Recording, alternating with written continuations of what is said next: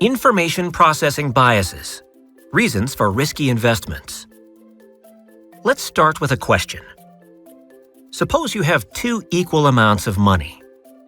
One $1,000 is from lottery winning, and the other $1,000 is from your hard work. Would you treat them in the same way? Probably not. It suggests a mental accounting bias, one information processing bias. It differentiates accounts according to the sources and intended uses of money. Here's another question.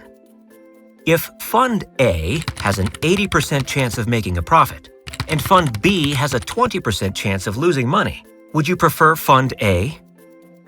When you say yes, you are likely to have a framing bias. It is also an information processing bias, concluding differently based on various descriptions of the same thing.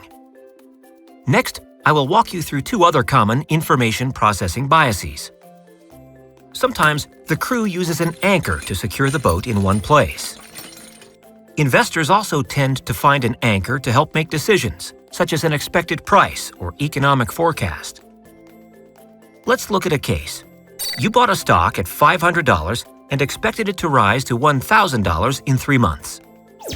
It rose to $700 soon, but fell to $300 2 months later and seemed to maintain the price. If you were still holding on to your anchor, you might have been affected by the anchoring and adjustment bias. This bias refers to the fact that people determine a value that is an anchor to evaluate unknown values in the future. Sometimes the anchor helps with expectations and we will adjust it accordingly. However, in some cases, we may not be able to make adequate and timely adjustments, which results in significant deviations between the forecasted and actual values. This may lead to risky investments. To reduce its negative effects, here are some tips for you. Firstly, awareness is the first step toward change. Gain awareness of anchoring and mood or personality that reinforce its effects. Then, keep your eyes on developments. That is not to say you shouldn't have an anchor, but don't exaggerate it. Also, cheer yourself up. Improving your experience, skills, and cognitive abilities can help bring a better anchor and attitude toward it. After learning the anchoring and adjustment bias, let's move on to another bias. Let's think about 4 types of information. The first one is about retrievability.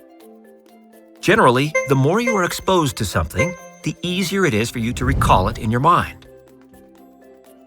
After seeing news about people losing their jobs, you might be greatly concerned about being fired. After seeing many downtrend predictions, you may have a pessimistic expectation of future stock trends. But that may not be the case. The second type is categorization. Your brain might have search sets.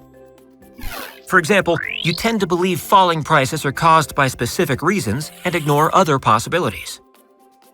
The third type is about your narrow range of experience.